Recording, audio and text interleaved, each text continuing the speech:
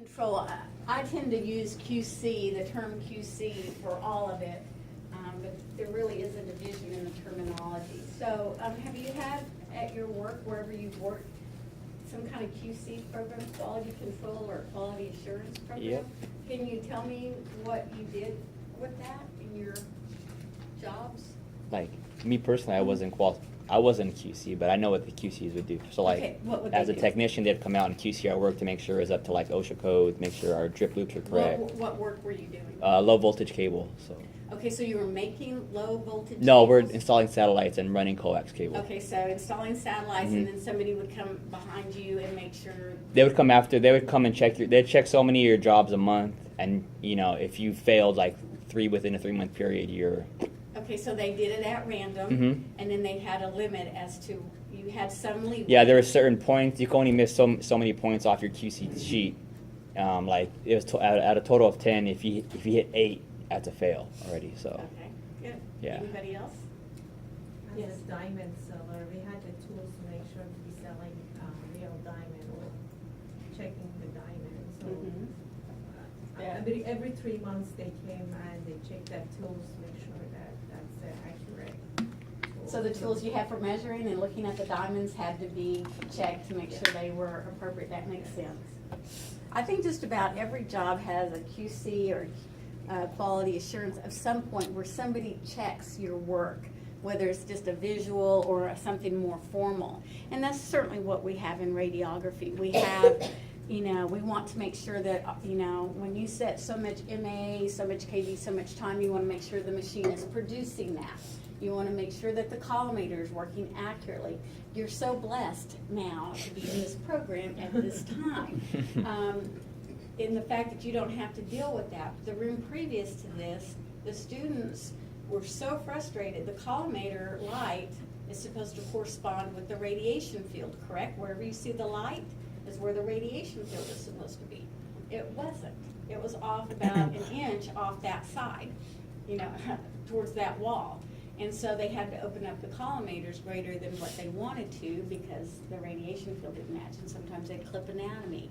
So you can imagine they got pretty frustrated with that. The amperage was too high and the light bulb kept going out in the collimator. They got frustrated with that. They got frustrated. I got frustrated with that. Just a lot of things, the room was, we had tape over the 600 MA station or whatever so that you wouldn't use that one because it didn't work. So things like that. So they got an idea of what it's like to have equipment, worked with equipment that wasn't up to code. Have you ever worked with something that wasn't working properly? It could be something very basic at home to something at work where it just didn't do what you wanted it to and you got frustrated and mad maybe. That is what we're trying to avoid in radiology. You're already going to be stressed and frustrated. We don't want to add to that. So quality, let's talk about some definitions first. What's the difference between quality assurance and quality control?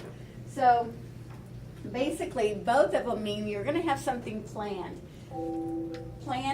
and a systematic procedure to produce high quality images with minimum exposure. That's our job. And then we're going to add to that lowering costs. So we're trying to not only do our job as a radiographer, but then also make sure in lowering costs. And we'll talk more about this part. This part, that's what we're supposed to do. But we'll talk more about the lowering of the costs. So the two types of quality controls, or a quality program, is the assurance, and that's going to refer to people, whereas quality control refers to the equipment. Again, we kind of use those interchangeably, but for test purposes or to be precise, quality assurance is people related, quality control is equipment. And so who does this? And I'm going to talk more about this. It says assurance refers to product or service excellence. So we'll talk about that in more detail. So the medical physicist is usually the one in a hospital that does these QC or QA responsibilities. It doesn't have to be the medical physicist. Not all hospitals have one. Interestingly, hospitals will share a physicist. So maybe the medical physicist will come to the hospital every third week of the month. And so I think that'd be pretty neat to do, is to go out and service these hospitals when needed and not be affiliated with anyone. But your larger hospitals like a Kaiser would certainly have a medical physicist on board full time. So what does a medical physicist do who is also responsible for the QA and QC responsibilities? They perform the testing. I've worked in hospitals with the medical physicist, and I don't remember him doing the testing. We did the testing. He analyzed the results. So you may be involved in this. It may not be just the medical physicist. You may be helping with these. When we test for equipment, the records have to be kept for 3 years. The Joint Commission, all your hospitals that you're affiliated with are accredited, and so somebody will come on site, look at the hospital radiology records, and they want to see that you've kept the records for the last 3 years of equipment testing, or whatever it is that you've done. The medical physicists make sure that the hospital is current with the regulations, the state regulations and federal regulations. I can tell you with the state here in California, it's a full-time job to keep up with what they're requesting and what they're wanting. Implements a repeat rate. When you do have to repeat an image, then that is going to be recorded and analyzed at some point to see what the issue may be. We'll talk more about that. The medical physicist will test new products and maybe determine which one would be best for the facility or not. So they're going to be current with the newest technology and products that are out there that may help us. They're going to report any problems that there are with any of the equipment or any of these tests that are done that are not up to par. We do not have a processor, so you can forget that one. But we did have QC for processors that were looked at on a yearly basis. So delete that. The medical physicist, and I remember ours at our hospital, that big hospital that I trained at that I told you about.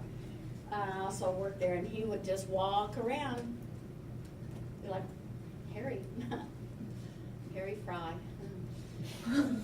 He was my physicist.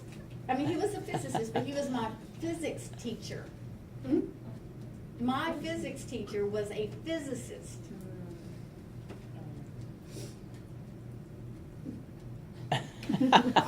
Says it all. It was like, what? We've been here for an hour. What did you? And he's English. He had that English accent. So I'm like, what? So I went back years later. I went back to the hospital. Oh, my friends. Hey, Harry, guess what I'm doing?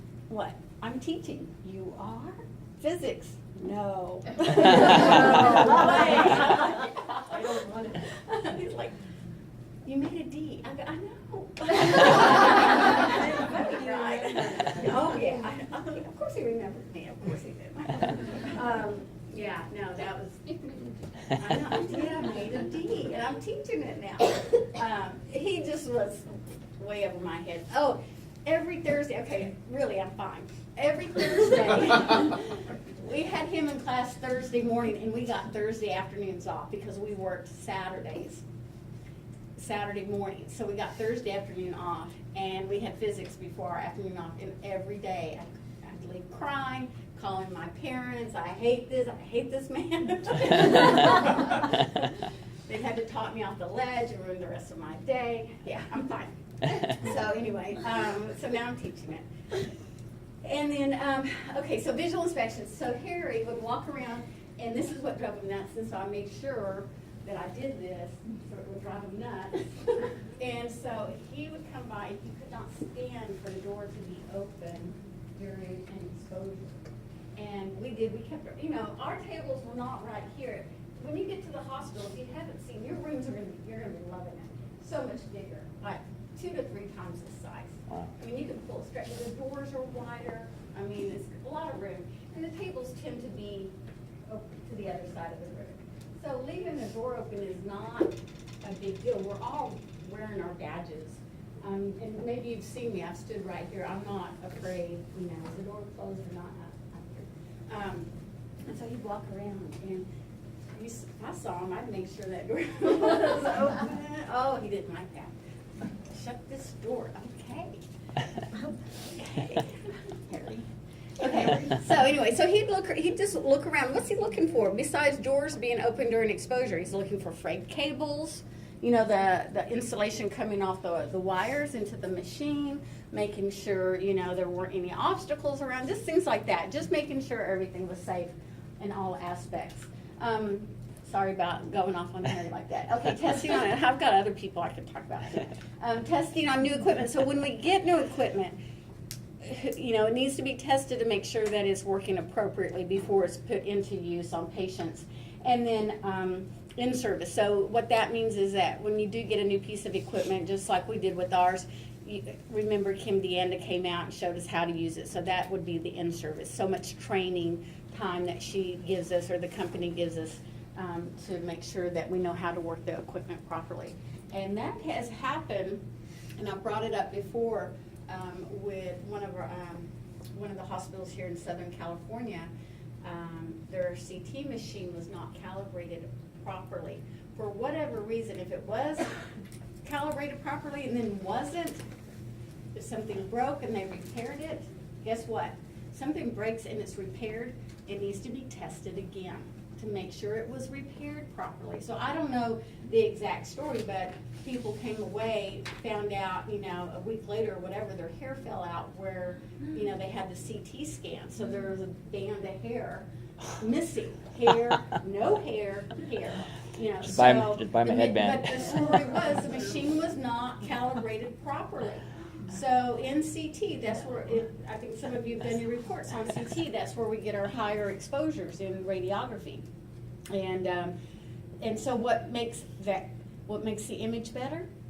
Higher MA, and so that it was set on obviously too high, and so it happens. So it's important that QC is done to make sure our equipment and CT, nuclear medicine, everybody has their own QC for that specific modality to test to make sure that it's operating properly.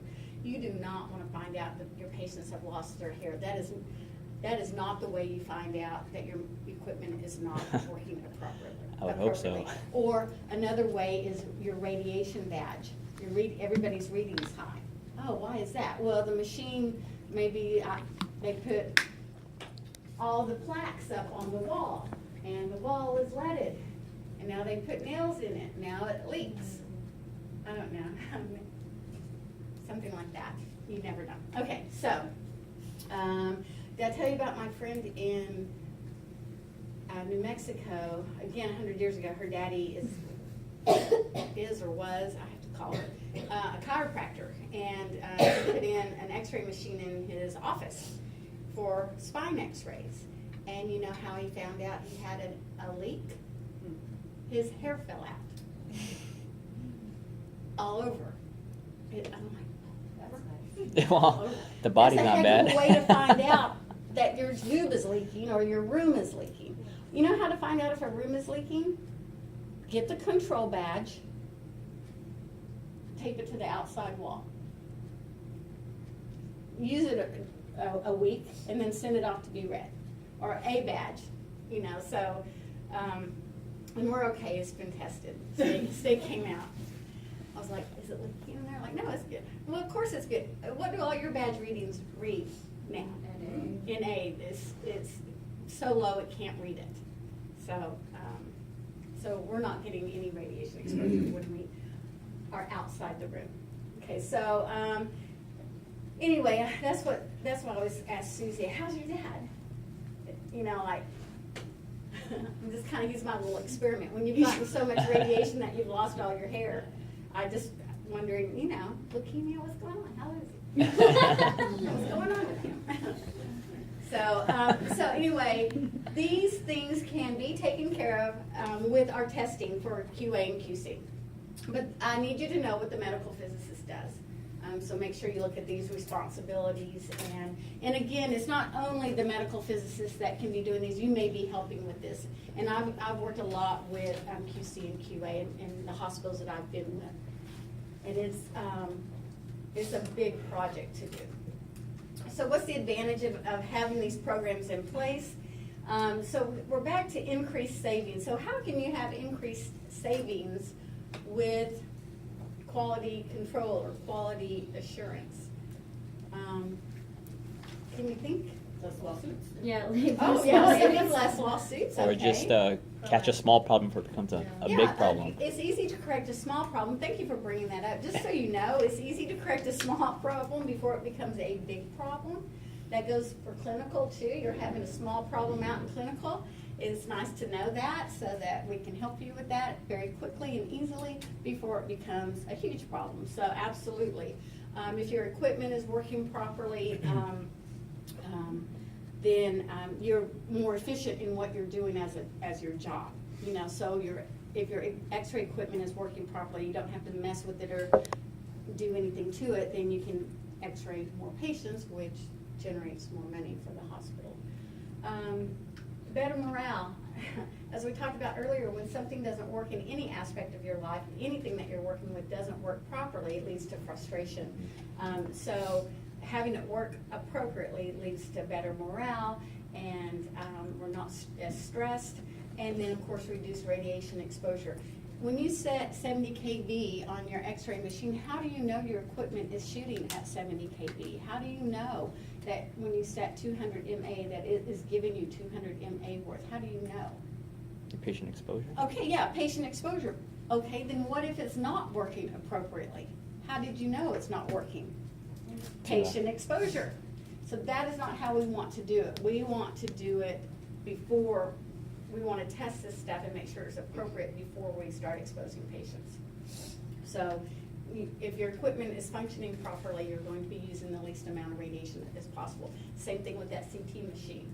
That was not calibrated properly. So if it had been calibrated properly, all those patients would have received much lower doses of radiation. And then, of course, everything's working properly. As I said before, we can increase the patient flow, which comes back to increase in savings, hopefully. And then you're utilizing the equipment better, and it says reduced workload. You'll do more patients, but it'll be easier to do. And it's true. Like I said, I've worked with equipment, and I point to this room, the old equipment. I've worked with old equipment out at the hospital sites. You will have that room. You will have that room at your hospital that's older than the other rooms that nobody wants to work with. How come? Because it's finicky. Because it's not, it doesn't line up appropriately. It takes more time to get it to do what you want. You have to think about this room. That's what there'll be that room. And guess who gets sent to that room? Us as students.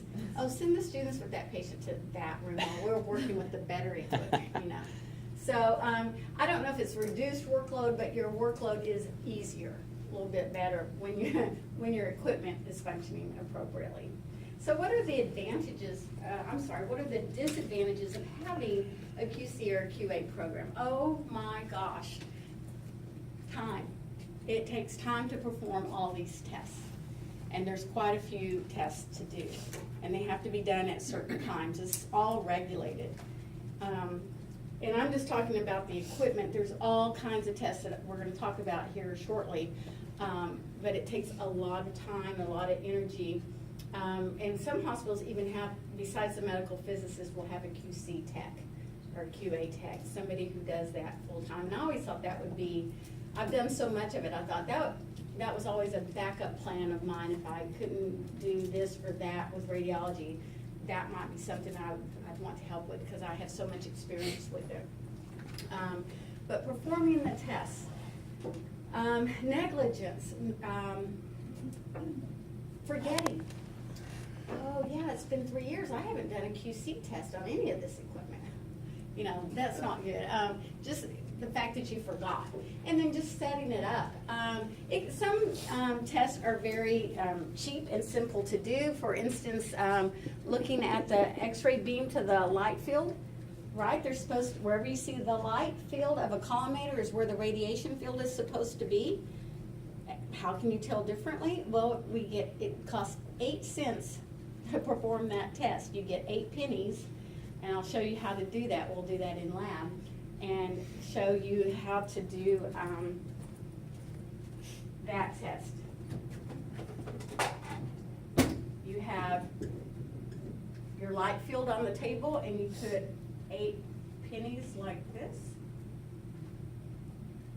and take an x-ray of it. So your expectation is that you will see 1 penny and not the other. If you see part of the other penny, then your light field is off, as an example. So that's real cheap. Or you can buy the, $300 test tool that looks like, I think I've got one here somewhere.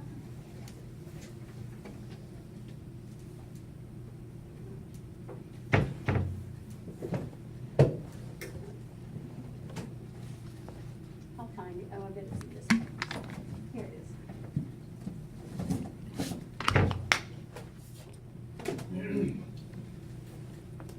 It's real nice. Instead of having pennies, you can collimate to a certain size, and it has a leaded ruler. So you can buy this piece of equipment. So it can be, cheap or a little bit more expensive. So it does take money to buy this equipment. I've got, we're going to do tests on linearity and repeatability, and so you need an ionization chamber for that. My new toy, we'll play with this, is a kV meter. So you take an x-ray of this and set a certain kV, and it should read out what it is. So they're becoming, I've done kV testing before, and it did not look like this. It's a different piece of equipment, but now they're all becoming digital and more sophisticated, along with our equipment. So we're needing more sophisticated equipment to test our more sophisticated equipment. So the initial cost can be high. So looking at service, so we're talking about quality assurance in this case. And so what is our service? Is we want to perform high quality images with a minimal amount of exposure, and therefore if we're able to do that on the first go round, then it lowers cost. Well, how could repeating an image on your patient increase costs? Taking longer, so time is money. Time is money, absolutely. It takes longer. So while you're doing that repeat, I'm doing my next patient, that sort of thing.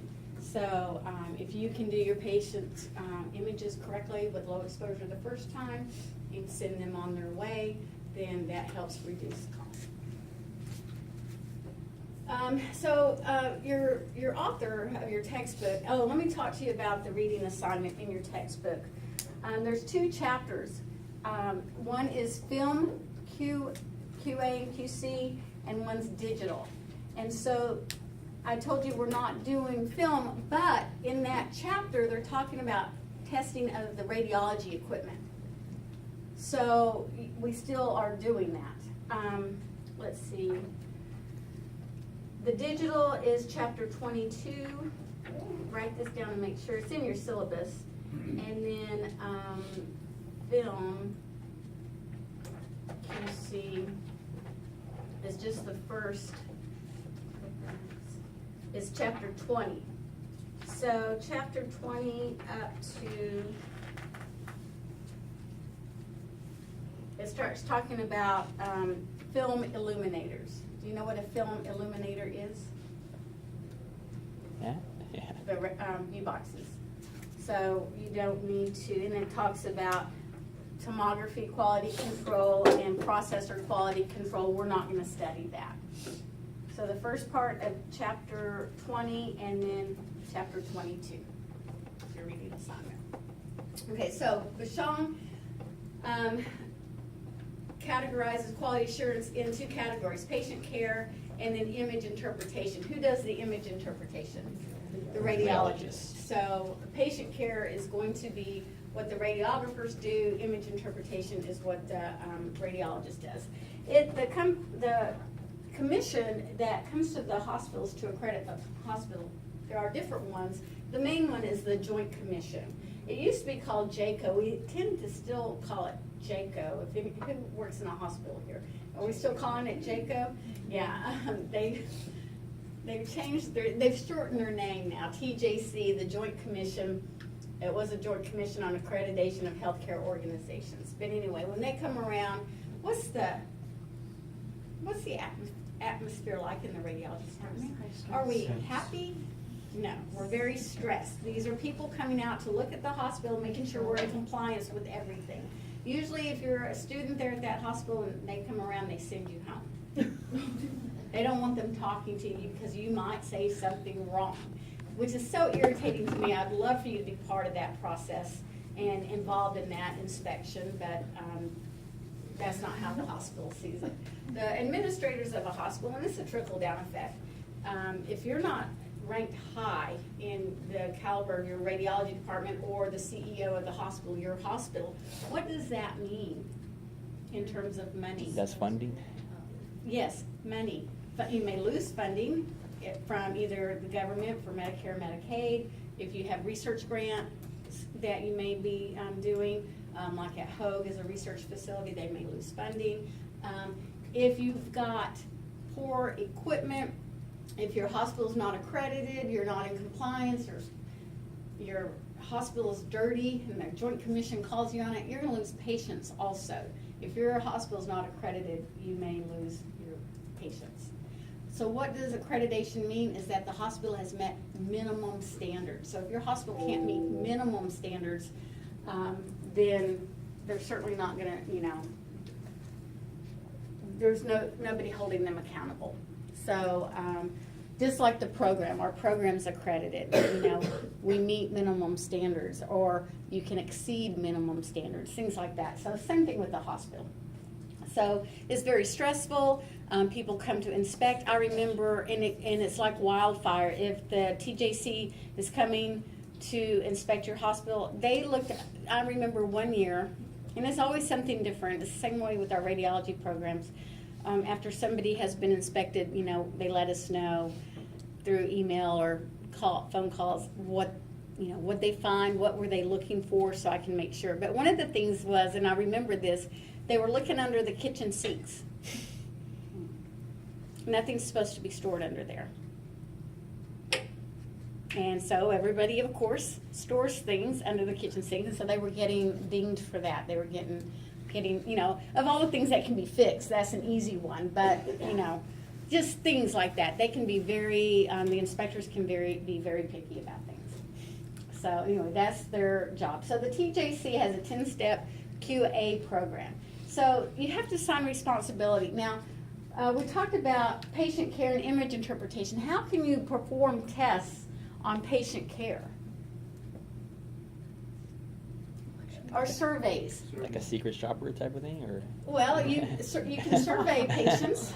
You can secret what? Strawberry? Secret shopper, like where they come. Secret shopper. Yeah. Mm-hmm. They come in as a patient. They could. They could do that. Usually, most hospitals have the very minimum. Don't take the extra. Undercover boss. Or Yeah. whatever. I think all hospitals tend to have a survey for patients, and most businesses do. After your stay in the hospital, they'll send you a survey, or before you leave, they'll have you fill out a survey of your quality of care for that hospital. So there's that survey. But think about in the radiology department. Oh, and I didn't hate that, but it always made me be very aware of how I was treating my patients, because sometimes they would say things like, "Oh, Lynn in radiology was wonderful." And so the whole hospital had access to the survey results and comments of the patient. So you never wanted to hear, see in print, "Oh, that Lynn in radiology was horrible," because the whole hospital would see that, So it made me very much aware, and they would typically write things. And I've had students receive letters from patients. So if you ever get anything like that, I want a copy of it to put in your file. And that always makes me very happy. But some of the things you can test on patient care. How long did they wait in the waiting room before you saw them, got them to the radiology room? That's one thing you can survey. How long does it take, let's survey spine studies. So how long does it take to do an L spine for each patient? You know, what's the average time? Can we make that better? Are we having problems doing that? Why is it taking so long for most everybody? Why is someone doing it in 15 minutes, another person doing it in 30? You know, that sort of thing. Repeat rates would be a perfect one. Do we have a high repeat rate? What would that indicate as far as patient care goes?